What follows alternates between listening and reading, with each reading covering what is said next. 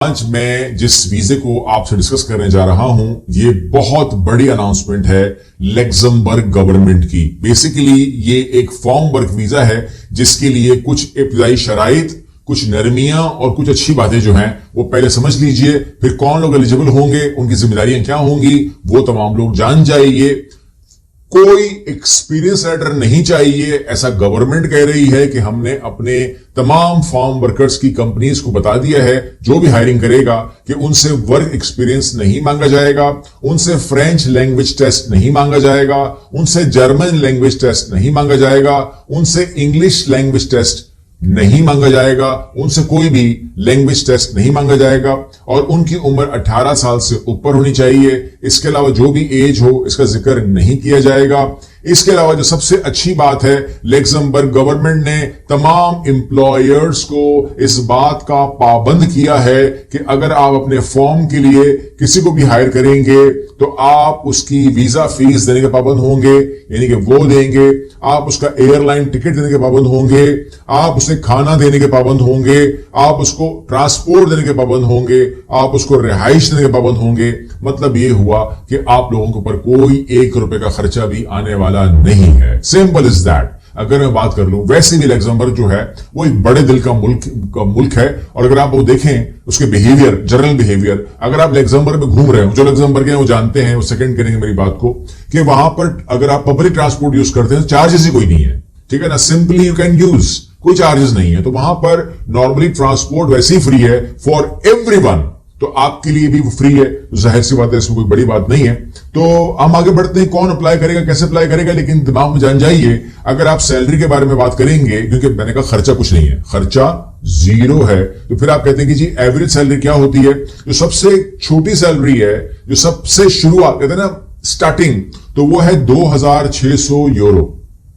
इसमें भी टैक्सेस का मामला आता है, वो तो बता दूं कि ये जो 2600 यूरो है ये विड्रॉ सैलरी है, ये आपको मिल जाती है। और अगर आप एक्सपीरियंस हैं तो फिर आपकी सैलरी जो है वो बहुत ज्यादा बढ़ जाती है, 6600 से लेकर के ये कोई 8000 टच करती है, जो कि अमाउंट बहुत बड़ी हो जाती है। लेकिन इन टैक्सेस के अंदर आप जानते हैं कि टैक्स की जो शरह है लग्जमबर्ग के अंदर वो 8 से 25% की है।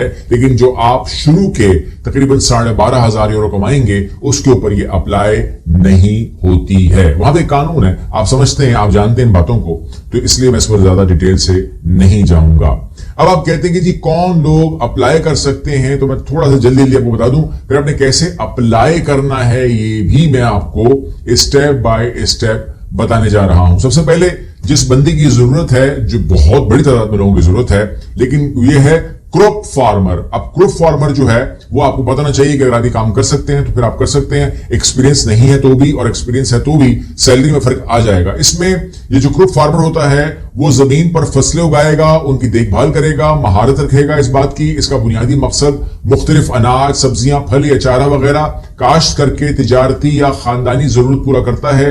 अमूमन एक क्रॉप फार्मर की फराइज क्या होते हैं, वो उसका अभी वहां पर तो मशीनें हैं ना, उसकी मशीन के जरिए जो हल चलाते हैं वो चलाना हो सकता है, जुताई करना, मिट्टी में खाद या केमिकल्स का इस्तेमाल करके जो कीड़े वगैरह का चक्कर होता है उसको देखना, और आपाशी खाद वगैरह को मैनेज करना। इसके अलावा जड़ी बूटियां को भी देखना, जो कीड़ा मार दवाइयां होती हैं उसका भी कब इस्तेमाल करना तमाम उसको बताना चाहिए। कटाई के अंदर भी काम कर सकता है और मार्केटिंग वाले भी काम कर सकते हैं। तो ये पूरी की पूरी जो चेन है ये क्रॉप फार्मिंग में आ जाती है, ठीक है।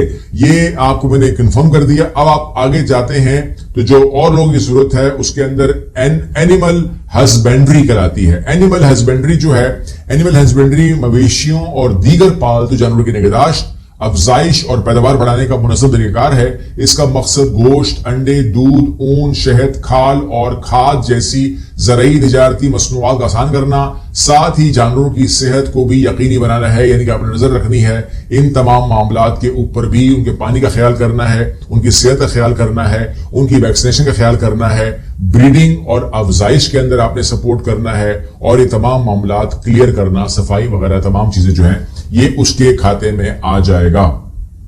इसमें गाय, भैंस, भेड़, बकरी, मुर्गियां, ऊंट, घोड़े, खच्चर, मछली, फिश फार्मिंग, शहद की मक्खियां, ये तमाम के तमाम आम मवेशियों की अकसाम में आ जाती हैं। डिपेंड करता है आप किस फॉर्म पे काम करने वाले हैं। You should know about all that. मैं डिटेल में इसलिए बोल रहा हूं ताकि इसके बाद आप ये ना बोले कि जी मैं एलिजिबल हूं कि नहीं हूं। तो जो एलिजिबल हैं वो खुद सुन लें।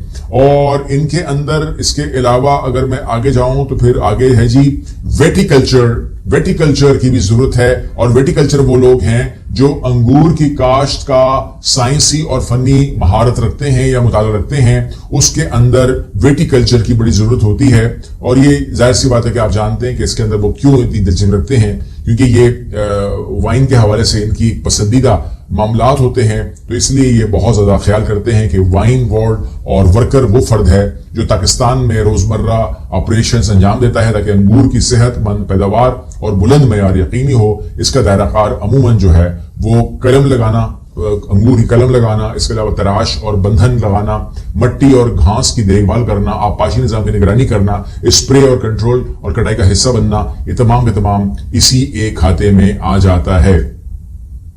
हॉर्टिकल्चर वर्कर की भी जरूरत है। और ये जो हॉर्टिकल्चर्स हैं इसके बारे में भी मैं आपको इन्फॉर्म कर दूं, थोड़ा सा मैं इसका खुलासा दे दूं। हॉर्टिकल्चर जो वर्कर्स हैं वो बागबानी के मंसूबे में बुनियाद से लेकर कटाई तक हर मरहले पर अमल करेगा, पौधों की नशोनुमा का ख्याल करेगा, सेहत और खूबसूरती को बेहतर बनाना इसका हदफ होता है। और आबपाशी निजाम, कीड़े मार दवाई, कंट्रोल, तराश खराश, ख्याल करना, उसकी देखभाल करना, कटाई करना, ये तमाम का तमाम उस खाते में आ जाता है। तो ये तो आपको पता लग गया कि इसके अंदर कौन लोग जो है वो करेंगे काम और उनकी पोस्ट क्या होगी और उनकी जिम्मेदारियां क्या करें। आप क्या करें? नंबर 1, आप मेरे फर्स्ट कमेंट पे चले जाएं या आप जो है आप डिस्क्रिप्शन बॉक्स पे आ जाएं। अगर इतनी नॉलेज बड़ी जरूरी है आपकी कि आप अपने आप को चालाक करें, अपने आप को समझदार करें, अपने आप को स्ट्रांग करें मेंटली एंड फिजिकली, तब आप कामयाब हो सकते हैं। क्योंकि वहां कंपटीशन बहुत ज्यादा है यूरोप के अंदर। वहां पर सिर्फ पाकिस्तानी नहीं है, वहां पर बंगाली भी है, नेपाली भी है, बांग्लादेशी भी है, भूटानी भी है, इंडियन भी है, सभी हैं। और आपको फाइट करना होता है। तो सबसे पहले जो आपको साइट मिलेगी इंशाल्लाह फर्स्ट कमेंट के अंदर, जिस कमेंट में आप कमेंट करते हैं वही कमेंट मेरे भी देख लीजिएगा, आसान बात है। और डिस्क्रिप्शन बॉक्स से भी ले सकते हैं। यूरोस यूरोपा की साइट है, वहां पर आप अप्लाई कर सकते हैं। इसके अलावा इंडीड आप अप्लाई कर सकते हैं। लिंक्डइन पे आपको एक्टिवेट होना पड़ेगा और अपनी जॉब सब्सक्राइब करनी पड़ेगी। इसके अलावा jobfinder.lu पे अप्लाई कर सकते हैं। मैं आपको इसका लिंक दे दूंगा तमाम का, आप कर सकते हैं। इसके अलावा रिक्रूटमेंट कंपनी जो इन चीजों को डील कर रही है, आपको अगर कोई कंफ्यूजन हो कि आप डेमोन्स्ट्रेशन करके दिखाएं, स्क्रीन पर करके दिखाएं, मैं करके दिखा दूंगा, किसी वीडियो के अंदर मसला नहीं है। आप सिर्फ कहिए। तमाम चीजें इस वीडियो के अंदर, इस चैनल के ऊपर आपको फ्री प्रोवाइड की जा रही हैं। तो मैं आपको डेमोन्स्ट्रेशन कई दफा बता चुका हूं, दोबारा बता दूंगा। manpower.lu जो है ये फ्री रिक्रूटमेंट एजेंसी है, आपको चार्ज नहीं करती, आपको सर्विस देती है। इसके अलावा moviejob.com भी आपको फ्री सर्विस प्रोवाइड करती है, ये भी हो है। और adam.public.lu ये भी आपको फ्री सर्विस प्रोवाइड करती है। और सबसे अच्छी बात यह है कि ये गवर्नमेंट की अपनी एजेंसी है, they will never charge you. इन तमाम का जिक्र मैं डालने वाला हूं डिस्क्रिप्शन बॉक्स के अंदर, आपने खुद अप्लाई करना है। मगर कोशिश ये है, कोशिश जो है ना आपने करते रहनी है और अपने लिए ईमानदारी के साथ काम करते रहना है।